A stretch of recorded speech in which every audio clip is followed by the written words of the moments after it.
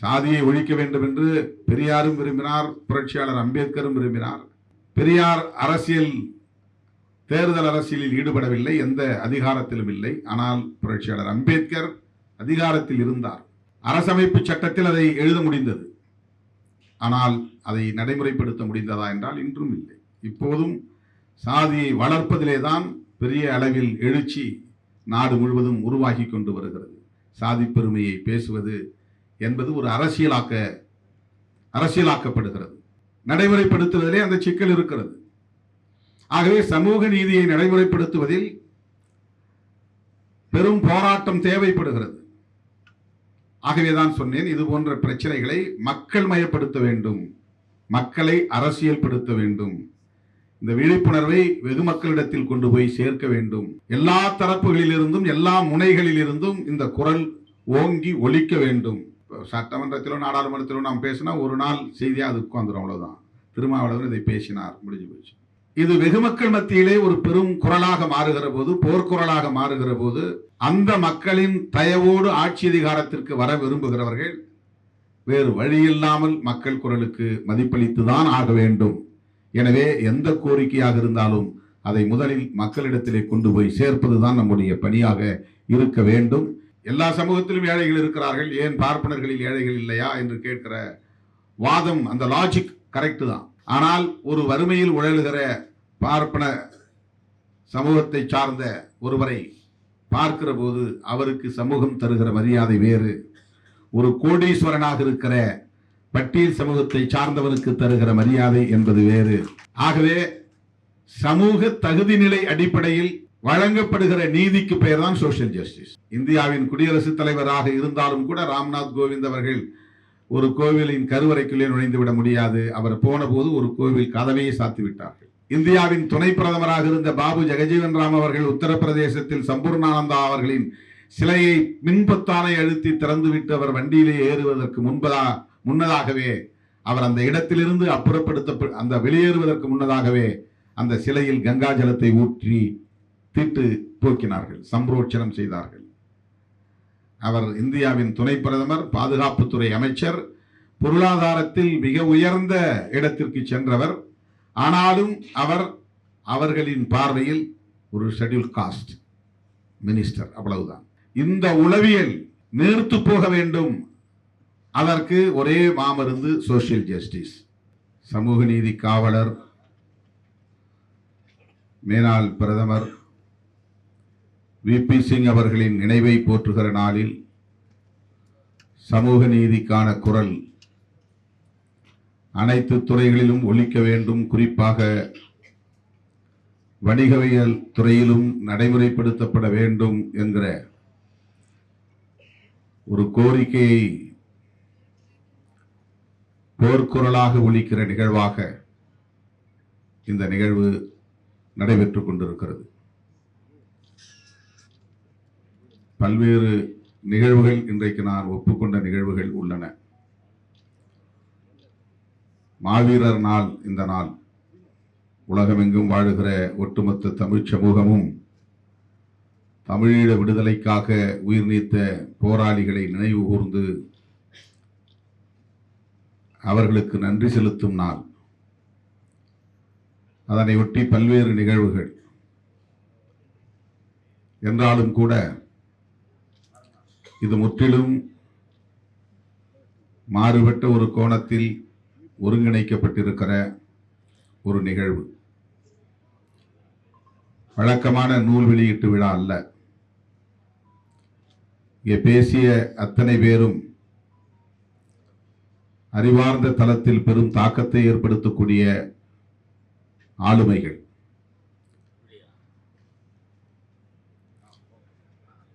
எதிர்காலம் சமூக நீதிக்கான காலமாக, சமத்துவத்திற்கான காலமாக பரிணாமம் பெற வேண்டும் என்பதற்காக சிந்திக்கக்கூடியவர்கள், செயல்படக்கூடியவர்கள். ஒவ்வொருவரும் அவரவர் தளத்தில் ஆற்றி வருகிற பணிகள் வியப்புக்குரியவை. அத்தகைய அறிவார்ந்த ஆளுமைகள் ஒன்று கூடி ஒரு கோரிக்கையை நூல் வெளியீட்டு விழாவின் ஊடாக முன்வைத்திருக்கிறார்கள். இது ஒரு அரசுக்கு வைக்கிற சராசரியான கோரிக்கை அல்ல. ஒரு தேசம் ஒருங்கிணைந்த வளர்ச்சியை பெற வேண்டும்,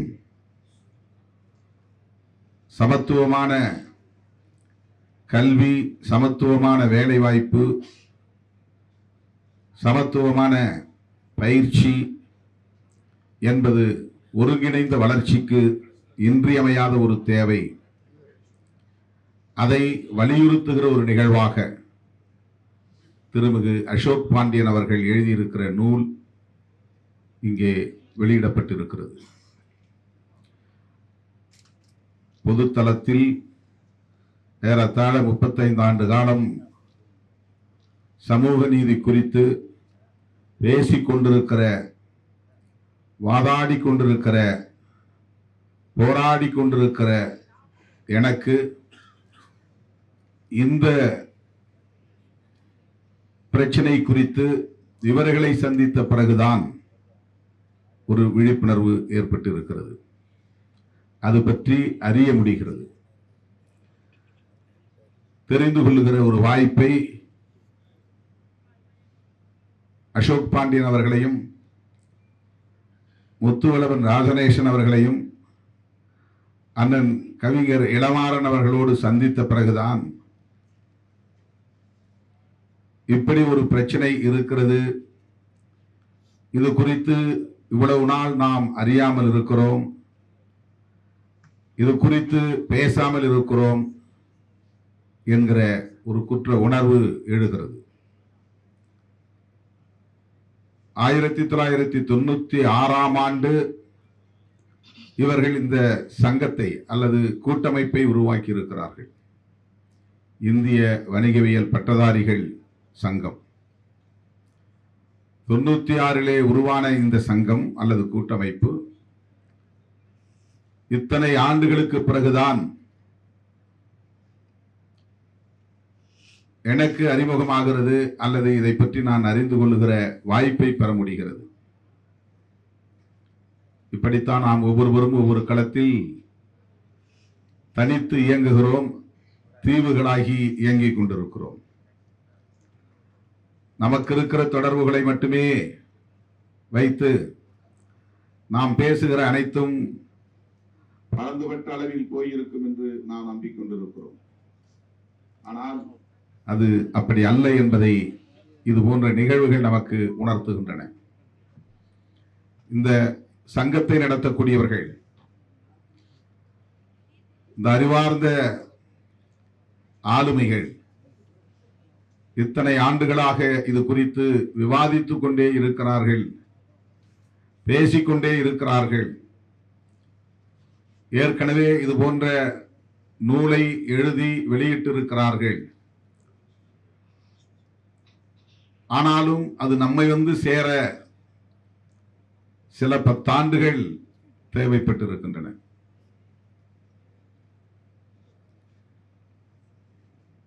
கல்வி ஈடுபாடு உள்ள, கல்வி வாசம் அறிந்த, பல்கலைக்கழகங்களில் அடியெடுத்து வைக்கிற வாய்ப்பை பெற்ற, சமூக நீதி குறித்து தொடர்ந்து வாசித்துக் கொண்டிருக்கிற நம்மை போன்றவர்களே இது குறித்து கலந்துரையாடுவதற்கு இவ்வளவு காலம் தேவைப்பட்டிருக்கிறது.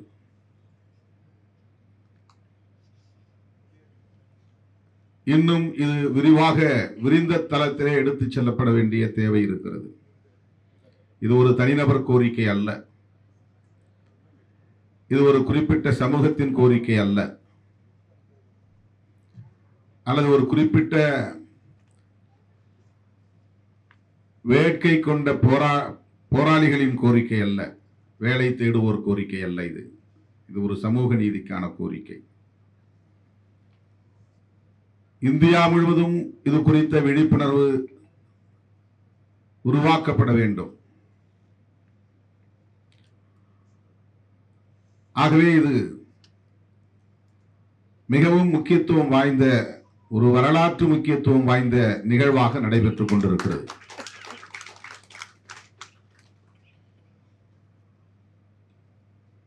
முறைசாரா கல்வி என்ற சொல்லாடல் இங்கே எல்லோராலும் பயன்படுத்தப்பட்டதை கேட்டிருப்பீர்கள்.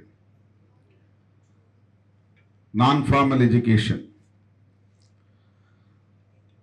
ஒருபுறம், அகடமிக் எஜுகேஷன் அது அரசு ஒரு முறை வகுத்து அந்த முறை சார்ந்து கல்வியை வழங்குகிறது. பல்கலைக்கழக விதிமுறைகளின்படி கல்லூரிகள் உருவாக்க பெற்று அந்த கல்லூரிகளில் என்னென்ன வகுப்புகளை நடத்தலாம், அதற்கு இப்படி பாடத்திட்டங்களை வகுத்துக் கொள்ளலாம் என்கிற வரைமுறைகள் உள்ளன. தேர்வுகளை இப்படி நடத்த வேண்டும், கேள்வித்தாள்களை இப்படி தயாரிக்க வேண்டும், அந்த தேர்வில் பங்கேற்கிற மாணவர்களை மதிப்பீடு செய்வது எப்படி, அவர்களை தேர்ச்சி பெற செய்வது எப்படி என்பதற்கெல்லாம் ஒரு வரைமுறைகள் உள்ளன. அது அகடமிக் எஜுகேஷன். அதில் தொழிற்கல்வி என்பது சட்டம், மருத்துவம் மற்றும் பொறியியல் ஆகிய துறைகளை சார்ந்தது, நாம் அதை அறிவோம். மற்றது கலைத்துறை, கலை மற்றும் அறிவியல் பாடங்கள், இவையெல்லாம் அகடமிக் எஜுகேஷன். யுஜிசி என்கிற ஒரு நிறுவனத்தின் வழிகாட்டுதலின்படி இயங்குகின்றன. ஆனால் இந்த வரைமுறைக்குள் உட்படாமல்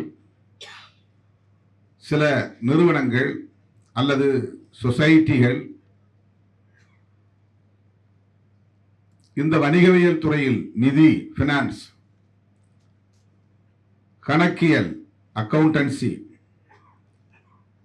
தணிக்கையியல், ஆடிட்டிங், இந்த துறைகளை சார்ந்த கல்வி தகுதி சான்று பல்கலைக்கழக விதிமுறைப்படி வழங்கப்படுகிறதா? ஏன் வழங்கக்கூடாது? ஏன் யூனிவர்சிட்டியில சிஏ பாடம் நடத்தக்கூடாது? ஏன் யூனிவர்சிட்டி மூலமாக அது தொடர்பான துறைகளை தொடங்கி மாணவர்களை சமூக நீதி என்கிற இடஒதுக்கீட்டின் அடிப்படையில் சேர்த்து அவர்களுக்கு அரசாங்கம் வெளிப்படையான, முறைப்படியான, விரிவான பயிற்சியை தரக்கூடாது, அவர்களை தகுதிப்படுத்தக்கூடாது? இதற்கென்று இருக்கிற சில நிறுவனங்கள் மட்டும் செய்கின்றன. விளிம்புநிலை சமூகத்தினருக்கு இதை பற்றிய ஒரு அறிமுகமே இல்லாமல் இதனால் புறந்தள்ளப்படுகிற நிலை இருக்கிறது. குறிப்பிட்ட ஒரு சமூகத்தை சார்ந்தவர்கள் அல்லது உயர் சாதி வகுப்பை சார்ந்தவர்கள் மட்டுமே பரம்பரையாக இந்த கல்வியை கற்று இந்த துறைகளில் ஆதிக்கம் செலுத்துகிற நிலை நீடிக்கிறது. இந்தியாவில் இருக்கிற ஆடிட்டர்கள், தணிக்கையாளர்களில் எத்தனை சதவீதம் பேர் ஷெட்யூல் காஸ்ட், ஷெட்யூல் டிரைப்ஸ்? எத்தனை சதவீதம் பேர் ஓபிசி சமூகத்தை சார்ந்தவர்கள்? மிக மிக சொற்பமான எண்ணிக்கையில் தான் இருக்கிறார்கள். அவர்கள் எப்படியோ இதை பற்றி அறிமுகம் கிடைத்து போராடி அந்த நிறுவனங்கள் நடத்துகிற பயிற்சி வகுப்புகளில், முறைசாரா கல்வி முறையில், கரஸ்பாண்டன்ஸ் அல்லது கோச்சிங் கிளாஸஸ், அதிலே இணைந்து அதற்கு உரிய கட்டணத்தை செலுத்தி அந்த கல்வியை பெற்று போராடி அதிலே சிலர் தான் தேர்ச்சி பெற்று வருகிறார்கள். ஒட்டுமொத்தத்தில் தேர்ச்சி விகிதம் 6% மேல் இருக்காது, அது எந்த சமூகங்களை சார்ந்தவர்களாக இருந்தாலும் என்கிற அளவுக்கான ஒரு நெருக்கடி உள்ள ஒரு துறை அது. அந்த 6% முதல் தலைமுறையாக அடியெடுத்து வைப்பவன் தேர்ச்சி பெற்று வர வேண்டும். எவ்வளவு கடினமானது! இது எவ்வளவு பெரிய சமூக நீதி புறக்கணிப்பு! ஆகவே இந்த துறைகளில் இடஒதுக்கீடு வேண்டும். இது ஒரு அகடமிக் எஜுகேஷன் என்கிற நிலைக்கு மாற்றப்பட வேண்டும். விளிம்பு நிலை சமூகத்தை சார்ந்த மாணவர்களும் இந்த கல்வி தகுதியை பெற்று அரசின் கொள்கை வகுப்பாளர்களாக அதிகார பீடத்தில் அமர வேண்டும். ஒரு தேசம் அல்லது அரசு வரவு செலவை அடிப்படையாக கொண்டுதான் இயங்குகிறது. மாநில அரசாக இருந்தாலும் இந்திய ஒன்றிய அரசாக இருந்தாலும் பட்ஜெட் என்பதை அடிப்படையாக வைத்துதான் இயங்குகிறது. எப்படி ஒரு அரசுக்கு வருமானம் வருகிறது, அந்த வருமானத்தை எப்படி அரசு செலவு செய்கிறது, அதை பற்றிய புரிதல், அதை பற்றிய அறிவு இந்த துறைகளில் படிக்கிற மாணவர்களுக்குத்தான் இருக்க முடியும். அதில் அவர்கள் ஆற்றலாளர்களாக விளங்க முடியும். திடுமென ஒருவன் எம்எல்ஏ ஆகிவிட முடியும், மந்திரி ஆகிவிட முடியும். அதற்கு எந்த தகுதியும் தேவையில்லை. அவன் உள்துறை அமைச்சராகவோ நிதித்துறை அமைச்சராகவோ பொறுப்பேற்று விட முடியும். அதற்கு அவன் சிஏ படித்திருக்க வேண்டும், அல்லது சிஎம்ஏ படித்திருக்க வேண்டும், சிஎஸ் படித்திருக்க வேண்டும் என்ற தகுதி வரையறை கிடையாது. ஆனால் அந்த நிதித்துறை அமைச்சர் பட்ஜெட்டை தாக்கல் செய்தாக வேண்டும். அந்த பட்ஜெட்டை அவரால் உருவாக்க முடியுமா? உருவாக்க முடியாது. ஆக அந்த துறைகளில் அது தொடர்பான அறிவும் ஆற்றலும் உள்ளவர்கள் மட்டுமே அதை செய்ய முடியும். ஒரு மசோதாவை தயாரிப்பதாக இருந்தாலும் அதற்கு பியூரோக்ராட்ஸ், பட்ஜெட் தயாரிப்பதாக இருந்தாலும் அதற்கு பியூரோக்ராட்ஸ், அந்த தொடர்புடைய துறையில் அவர்கள் ஆளுமைகளாக இருந்தால் மட்டும்தான் முடியும். நான் சட்டத்துறை அமைச்சராக பொறுப்பேற்கலாம், ஆனால் என்னால் ஒரு சட்ட மசோதாவை தனித்து செய்ய முடியுமா என்றால் முடியாது. அந்த மசோதாவை அறிமுகப்படுத்தி பேச முடியும், அவ்வளவுதான். அந்த மசோதா மீதான விமர்சனங்களுக்கு அல்லது விவாதங்களுக்கு ஒரு அமைச்சர் என்கிற முறையில் என்னால் பதில் சொல்ல முடியும். ஆனால் அந்த மசோதாவை எப்படி தயாரிப்பது, பில், அதற்கு அந்த துறை சார்ந்த ஞானம் உள்ளவர்கள் தேவை. ஆகவே நிதி, கணக்கு, தணிக்கை, இந்த மூன்றும் ஒரு தேசத்தின் வளர்ச்சியில் மிக மிக மிக முக்கியத்துவம் வாய்ந்தவை. அந்த துறையை ஆளக்கூடியவர்கள் நாம் அரசியல்வாதிகளாக மட்டும் பார்க்கிறோம், இல்லை, பியூரோக்ராட்ஸ், அதிகாரிகள் தான்.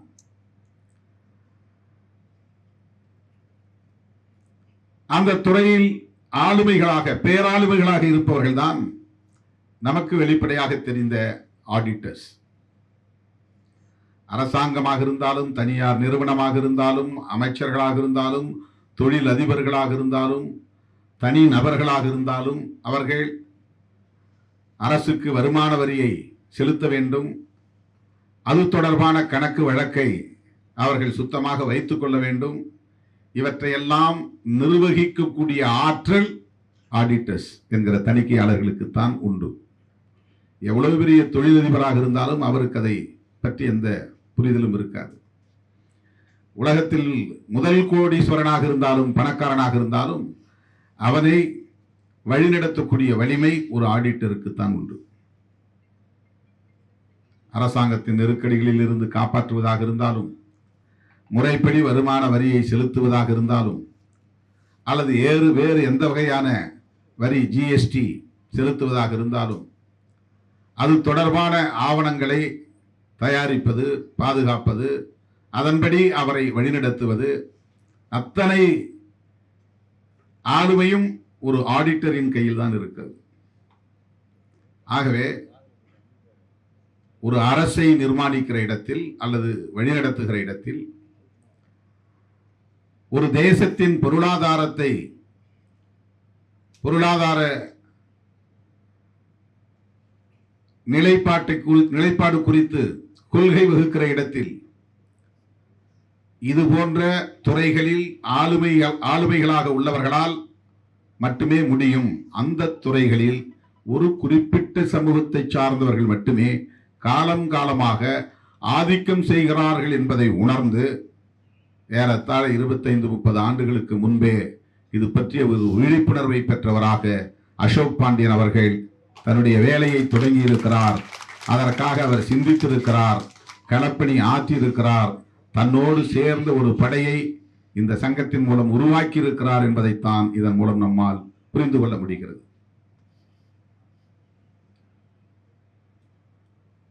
அது எவ்வளவு முக்கியத்துவம் வாய்ந்தது. இந்த வாய்ப்பு எல்லா சமூகத்தை சார்ந்த பிள்ளைகளுக்கும் பரவலாக்கப்பட வேண்டும். வறுமையில் வாழக்கூடிய குடும்பங்களில் பிறந்தவர்களுக்கும் அந்த வாய்ப்பு வழங்கப்பட வேண்டும். இது ஒரு பிரைவேட் பிசினஸ் என்கிற அடிப்படையிலே இயங்கிக் கொண்டிருக்கிறது.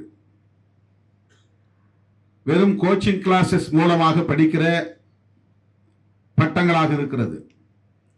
பல்கலைக்கழகங்களில் பிகாம் படிக்கிற மாணவர்கள், எம்காம் படிக்கிற மாணவர்கள், கார்ப்பரேட் செக்ரட்டரிஷிப் படிக்கிற மாணவர்கள், பிசிஎஸ், எம்சிஎஸ், இது போன்ற வேலைக்கு போய் போட்டியிடுகிற போது இதே போன்ற பட்டம் பெற்றவர்களோடு இவர்கள் மோதுகிற நிலை இல்லை என்பதை பதிவு செய்திருக்கிறார் அவருடைய நூலிலே, முதல் கட்டுரையிலேயே. ஒரு பேராசிரியர் வேலைக்கு ஒரு மேத்தமெட்டிக்ஸ் படித்த மாணவன் ஒரு போட்டியிலே பங்கேற்கிறான் என்றால் அவனுக்கு போட்டியாக வருகிற இன்னொரு மாணவனும் அதே துறையில், கணிதத்துறையில் PhD படித்தவனாக இருப்பான். ஆக சமமான கல்வி தகுதி பெற்ற ஒரே துறையில் பட்டம் பெற்ற மாணவர்களுக்கு இடையிலே தான் போட்டி நிலவும். ஆனால் இந்த துறையில் பிகாம் படித்தவனோடு போட்டி போட இன்னொரு பிகாம் மாணவன் வருவதில்லை. எம்காம் படித்த மாணவனோடு போட்டி போட இன்னொரு எம்காம் படித்த மாணவன் வருவதில்லை. மாறாக அஞ்சல் வழி கல்வி மூலம் அல்லது முறைசாரா கல்வி நிறுவனங்களின் மூலம் CA படித்த மாணவன் அல்லது CS படித்த மாணவன் போட்டிக்கு வருகிறான். அவனை இவனால் எதிர்கொள்ள முடிவதில்லை. எனவே பல்கலைக்கழகங்களில் படிக்கிற பிகாம், எம்காம் பட்டதாரிகள் அந்த பட்டங்களை பயின்றும் கூட இது போன்ற அதிகாரம் வாய்ந்த பொறுப்புகளுக்கு அவர்களால் போக முடியாத நிலை இருப்பதற்கு காரணம் இந்த கல்வி தனிமைப்படுத்தப்பட்டிருக்கிறது, வெளிப்படையாக இயங்காமல் இருக்கிறது, குறிப்பிட்ட சிலர் மட்டுமே அறிந்திருக்கக்கூடிய நிலையை பெற்றிருக்கிறது, அவர்கள் மட்டுமே அந்த வாய்ப்பை பெற முடியும் என்கிற ஒரு சூழல் இங்கே உள்ளது. இதை மாற்ற வேண்டும் என்பதுதான் அசோக் பாண்டியன் அவர்களின் குரல், அவரோடு களத்தில் நிற்பவர்களின் குரல். இதுதான் உண்மையான சமூக நீதி குரல். இந்த விருதினை உள்ளபடியே அவருக்குத்தான் தந்திருக்க வேண்டும். அவர்தான் சமூக நீதி குரலுக்கான பொருத்தமானவர். எனவே நாம் அனைவரும் இந்த களத்தில் நிற்கிறோம், வெவ்வேறு களங்களில் இந்த குரலை உயர்த்துகிறோம். சமூகத்தில் அனைவருக்குமான அதிகாரம் என்பதுதான் புரட்சியாளர் அம்பேத்கர் அவர்கள் கண்ட கனவு. அதிகாரம் என்பது கல்வியை வழங்குவதும் அதிகாரம் வழங்குவதுதான், எம்பவர்மெண்ட். கல்வியை வழங்குவதும் அவர்களை அதிகார வலிமைப்படுத்துதல் நடவடிக்கையில் ஒன்று. Empowerment of marginalised sections. அவர்களுக்கு அதை வழங்குவதன் மூலம்தான் ஈக்குவாலிட்டி என்கிற சமத்துவ நிலையை நம்மால் அடைய முடியும். வஞ்சிக்கப்பட்டவர்களுக்கு, புறக்கணிக்கப்பட்டவர்களுக்கு, அதிகாரம் மறுக்கப்பட்டவர்களுக்கு முன்னுரிமை கொடுத்து அவர்களையும் சேர்த்து அதிகாரப்படுத்தி, அதிகாரமயப்படுத்தி வளர்த்தெடுப்பதன் மூலம்தான் ஒரு தேசம் ஒருங்கிணைந்த வளர்ச்சியை பெறும். இல்லைன்னா ஒரு வீக்கமாக தான் மாறும். ஒருங்கிணைந்த வளர்ச்சி, டீசென்ட்ரலைசேஷன் ஆஃப் பவர். அது என்ன அர்த்தம் என்றால் டீசென்ட்ரலைசேஷன் ஆஃப் எஜுகேஷன் என்றும் பொருள். அதை எப்படி செய்ய முடியும் என்றால் அதற்காக வரையறுக்கப்பட்ட ஒரு கோட்பாடு தான் சோசியல் ஜஸ்டிஸ். இது பொருளாதாரத்தை ஒரு வரையறையாக கொண்டிருக்க கூடாது, சமூக தகுதி நிலையை மட்டுமே ஒரு வரையறையாக கொண்டு முன்னுரிமை வழங்கப்பட வேண்டும். அதனால்தான் எக்கனாமிக்கல் ஜஸ்டிஸ் என்ற குரலை விட சோசியல் ஜஸ்டிஸ் என்ற குரல் முதலில் ஒலிக்கிறது. ரெண்டுக்கும் பெரிய வேறுபாடு இருக்கிறது. பொருளாதார அடிப்படையில் ஒருவருக்கு நீங்கள் ஒரு சலுகையை செய்தால் அல்லது உதவியை செய்தால் அல்லது ஒரு வாய்ப்பை தந்தால் அது எக்கனாமிக் ஜஸ்டிஸ். ஏன் இதை சோசியல் ஜஸ்டிஸ் என்று சொல்லுகிறோம் என்றால், சோசியல் ஜஸ்டிஸ் என்கிற இடத்திலே நீங்கள் பொருளாதாரத்தை ஒரு வரையறையாக கொள்ளக்கூடாது. அதுதான் அதுக்கு முக்கியமான பொருள். அது புரிந்து கொள்ள வேண்டிய செய்தி அதுதான். இல்லைன்னா ஆரம்ப காலத்திலே ஏழைகளுக்கு மட்டும் உதவி செய்வன்னு நம்முடைய முன்னோர் முடிவெடுத்திருப்பார்கள். ஏழைகளுக்கு மட்டும் உதவி செய்வதல்ல, ஏழைகளுக்கு மட்டும் வாய்ப்பு கொடுப்பதல்ல. எல்லா சமூகத்திலும் ஏழைகள் இருக்கிறார்கள், ஏன் பார்ப்பனர்களில் ஏழைகள் இல்லையா என்று கேட்கிற வாதம், அந்த லாஜிக் கரெக்ட் தான். ஆனால் ஒரு வறுமையில் உழலுகிற பார்ப்பன சமூகத்தை சார்ந்த ஒருவரை பார்க்கிற போது அவருக்கு சமூகம் தருகிற மரியாதை வேறு. ஒரு கோடீஸ்வரனாக இருக்கிற பட்டியல் சமூகத்தை சார்ந்தவனுக்கு தருகிற மரியாதை என்பது வேறு.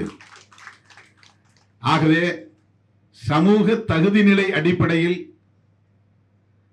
வழங்கப்படுகிற நீதிக்கு பெயர் தான் சோசியல் ஜஸ்டிஸ். இந்தியாவின் குடியரசுத் தலைவராக இருந்தாலும் கூட ராம்நாத் கோவிந்த் அவர்கள் ஒரு கோவிலின் கருவறைக்குள்ளே நுழைந்து விட முடியாது. அவர் போன போது ஒரு கோவில் கதவையை சாத்தி விட்டார்கள். இந்தியாவின் துணை பிரதமராக இருந்த பாபு ஜெகஜீவன் ராம் அவர்கள் உத்தரப்பிரதேசத்தில் சம்பூர்ணானந்தா அவர்களின் சிலையை மின்பத்தானை அழுத்தி திறந்துவிட்டு அவர் வண்டியிலே ஏறுவதற்கு முன்னதாகவே அவர் அந்த இடத்திலிருந்து அந்த வெளியேறுவதற்கு முன்னதாகவே அந்த சிலையில் கங்கா ஜலத்தை ஊற்றி தீட்டு போக்கினார்கள், சம்பரோட்சணம் செய்தார்கள். அவர் இந்தியாவின் துணை பிரதமர், பாதுகாப்புத்துறை அமைச்சர், பொருளாதாரத்தில் மிக உயர்ந்த இடத்திற்கு சென்றவர். ஆனாலும் அவர் அவர்களின் பார்வையில் ஒரு ஷெட்யூல் காஸ்ட் மினிஸ்டர், அவ்வளவுதான். இந்த உளவியல் நீர்த்து போக வேண்டும். அதற்கு ஒரே மாமருந்து சோசியல் ஜஸ்டிஸ். அதுல கிரீமி லேயர் அப்படிங்கிற வாதமே கூட தவறு. கிரீமி லேயர் வந்தாலே எக்கனாமிக்கல் ஸ்டேட்டஸ் வந்துடுது, பொருளாதார வரையறை விடுகிறது. அதுல படிச்சவன் பிள்ளையே படிக்கிறாங்களே, நீதிபதி பிள்ளையே படிக்கிறாங்கன்னா அவன் நீதிபதி பிள்ளை படிக்கிறவன் அவன் வேணா என் பிள்ளை காம்படிஷன் போகாதுன்னு சொல்லட்டும், சர்டிஃபிகேட் கொடுக்க வேண்டாம்னு சொல்லட்டும். அதுக்காக அதை ஒரு வரையறையாக வைக்கக்கூடாது. அப்படி வந்துட்டா அது திரும்ப சோசியல் ஜஸ்டிஸ்ங்கிறது எடுபட்டு போகுது, இல்லாம போயிடும். இதெல்லாம் ஜவஹர்லால் நேரு காலத்தில் புரட்சியாளர் அம்பேத்கர் போன்ற மாமனிதர்கள் ஒன்று கூடி அரசியல் நிர்ணய சபையில் ஆழமாக விவாதித்து அதன் அடிப்படையில் தான் பொருளாதார அளவுகோலை ஒரு வரையறையாக கொள்ளக்கூடாது, சமூக நீதி என்பதில் என்கிற நிலைப்பாட்டை எடுத்தார்கள். தொடர்களே, சமூக நீதி என்கிற குரல் வலுவாக தேசம் முழுவதும் ஒலித்தாலும் இன்னும் நடைமுறையில் அது 10% கூட வரவில்லை. இடஒதுக்கீட்டை நடைமுறைப்படுத்துவதில் பெரும் தேக்கம் இருக்கிறது. அதிகாரம் வாய்ந்த பொறுப்புகளில் இடஒதுக்கீட்டு முறையே கிடையாது. துணைவேந்தர் பதவியா இடஒதுக்கீடு கிடையாது, பேராசிரியர் பதவியா இடஒதுக்கீடு கிடையாது, நீதிபதி பதவியா இடஒதுக்கீடு கிடையாது. ஐஐடி போன்ற உயர் கல்வி நிறுவனங்களில் இயக்குனர் போன்ற பதவிகளா, பேராசிரியர் பதவிகளா இடஒதுக்கீடு கிடையாது. சும்மா கூட்டுற வேலை, பெருக்கிற வேலை, கலாசி வேலை, நாளாந்தர வேலையில் தான் இடஒதுக்கீடு. அதுவும் அந்தந்த சதவிகித அடிப்படையில், மக்கள் தொகை அடிப்படையில் நிரப்பப்படுகிறதா என்றால் இல்லை. அதுவும் அரசு துறையாக இருப்பதால் தானே கேள்வி கேட்கிறாய் என்று எல்லாம் தனியார் மயப்படுத்தப்படுகிறது. தனியார் மயப்படுத்தப்பட்டால் நீ எப்படி இடஒதுக்கீடு கேட்பாய்? ஆகவே இந்த சமூக நீதியை சிதைக்கிற முயற்சி ஒரு புறம் நடந்து கொண்டே இருக்கிற போது நாம் கல்வித்தலங்களிலும் சமூக நீதியை பரவலாக்க செய்ய வேண்டும் என்கிற கோரிக்கையை எழுப்புகிற ஒரு நூலாகத்தான் அசோக் பாண்டியன் அவர்களின் இந்த நூல் அமைந்திருக்கிறது. இதை நாம் விரிந்த தளத்தில் மக்கள் மயப்படுத்த வேண்டும். தனிப்பட்ட முறையில் அண்ணன் இமயம் அவர்கள் பேசும்போது சொன்னார், திருமாவளவன் சொன்னால் எங்கள் முதலமைச்சர் உடனே செய்வார். அந்த அளவுக்கு 2 பேருக்கும் இடையிலே நல்ல நட்பு இருக்கிறது, இணக்கம் இருக்கிறது, நெருக்கம் இருக்கிறது என்று அந்த நெருக்கத்தை சொல்லுவதற்காக அவர் சொன்னார். ஆனால் நடைமுறைப்படுத்துவதிலே அவருக்கும் சிக்கல் இருக்கிறது, நமக்கும் சிக்கல் இருக்கிறது. அதுதான் அரசியல். அதை புரிந்து கொள்வதில் தான் நமக்கிடையிலே வேறுபாடுகள் இருக்கின்றன. சாதியை ஒழிக்க வேண்டும் என்று பெரியாரும் விரும்பினார், புரட்சியாளர் அம்பேத்கரும் விரும்பினார். பெரியார் தேர்தல் அரசியலில் ஈடுபடவில்லை, எந்த அதிகாரத்திலும் இல்லை. ஆனால் புரட்சியாளர் அம்பேத்கர் அதிகாரத்தில் இருந்தார். அரசமைப்பு சட்டத்தில் அதை எழுத முடிந்தது. ஆனால் அதை நடைமுறைப்படுத்த முடிந்ததா என்றால் இன்றும் இல்லை. இப்போதும் சாதியை வளர்ப்பதிலே தான் பெரிய அளவில் எழுச்சி நாடு முழுவதும் உருவாகி கொண்டு வருகிறது. சாதி பெருமையை பேசுவது என்பது ஒரு அரசியலாக்கப்படுகிறது. நடைமுறைப்படுத்துவதிலே அந்த சிக்கல் இருக்கிறது. ஆகவே சமூக நீதியை நடைமுறைப்படுத்துவதில் பெரும் போராட்டம் தேவைப்படுகிறது. ஆகவேதான் சொன்னேன், இது போன்ற பிரச்சனைகளை மக்கள் மயப்படுத்த வேண்டும், மக்களை அரசியல்படுத்த வேண்டும். இந்த விழிப்புணர்வை வெகு மக்களிடத்தில் கொண்டு போய் சேர்க்க வேண்டும். எல்லா தரப்புகளிலிருந்தும் எல்லா முனைகளிலிருந்தும் இந்த குரல் ஓங்கி ஒலிக்க வேண்டும். சட்டமன்றத்திலோ நாடாளுமன்றத்திலோ நாம் பேசினா ஒரு நாள் செய்தியா அது உட்கார்ந்துரும், அவ்வளவுதான். திருமாவளவன் இதை பேசினார், முடிஞ்சு போச்சு. இது வெகு மக்கள் மத்தியிலே ஒரு பெரும் குரலாக மாறுகிற போது, போர்க்குரலாக மாறுகிற போது, அந்த மக்களின் தயவோடு ஆட்சி அதிகாரத்திற்கு வர விரும்புகிறவர்கள் வேறு வழியில்லாமல் மக்கள் குரலுக்கு மதிப்பளித்துதான் ஆக வேண்டும். எனவே எந்த கோரிக்கையாக இருந்தாலும் அதை முதலில் மக்களிடத்திலே கொண்டு போய் சேர்ப்பதுதான் நம்முடைய பணியாக இருக்க வேண்டும். இந்த நூலை பரவலாக நீங்கள் மாணவர்கள் மத்தியில் கொண்டு போய் சேர்க்க வேண்டும். பல்கலைக்கழகங்களில் படிக்கிற மாணவர்கள் இந்த நூலை கட்டாயம் படிக்க வேண்டும். பிகாம் எம்காம் படிக்கிற அளவுக்கு இந்த விழிப்புணர்வு உருவாகி இருக்கிறது. இப்போ வர்ற நிறைய பேர் நான் ரெக்கமெண்டேஷன்ஸ் அனுப்புகிறேன், கடிதம் கொடுக்குறேன். ஒரு நாளைக்கு 100 பேர் கையெழுத்து போடுறேன் இந்த அட்மிஷன் காலத்தில். அதில் நிறைய பிகாம் கேட்டு வருகிறார்கள். அதிலும் பெண்கள் நிறைய பிகாம் படிக்கிறார்கள். ஆனால் இந்த நூலை படித்த போதுதான் தெரிகிறது, அவர்கள் பிகாம் படித்தாலும் எம்காம் படித்தாலும் பெரிய வேலை வாய்ப்பு இல்லை, எதிர்காலம் இல்லை என்பது தெரிகிறது. அதற்காக அதை படிக்க வேண்டாம் என்று நான் சொல்லவில்லை, படிக்க வேண்டும். ஆனால் அவர்களின் எதிர்காலம் சிறப்பாக அமைய வேண்டுமானால் நிதி, கணக்கு, தணிக்கை என்கிற இந்த துறைகளில் படித்து, முறைப்படி படித்து, பல்கலைக்கழகங்களில் படித்து பயிற்சி பெற்று, இடஒதுக்கீட்டின் மூலமாக அந்த வாய்ப்பை பெற்று, அதன் மூலம் அவர்களின் எதிர்காலத்தை சிறப்புக்குரியதாக உறுதிப்படுத்த வேண்டும். எனவே இந்த துறைகளில் சமூக நீதி விரிவுபடுத்தப்பட வேண்டும் என்கிற இந்த குரல் அசோக் பாண்டியன் அவர்களின் குரல், இந்திய வணிகவியல் பட்டதாரிகள் சங்கத்தின் குரல் வெகு மக்களின் குரலாக மாற வேண்டும். அதற்கு விடுதலை சிறுத்தைகள் கட்சி உங்களுக்கு உற்ற துணையாக இருக்கும்.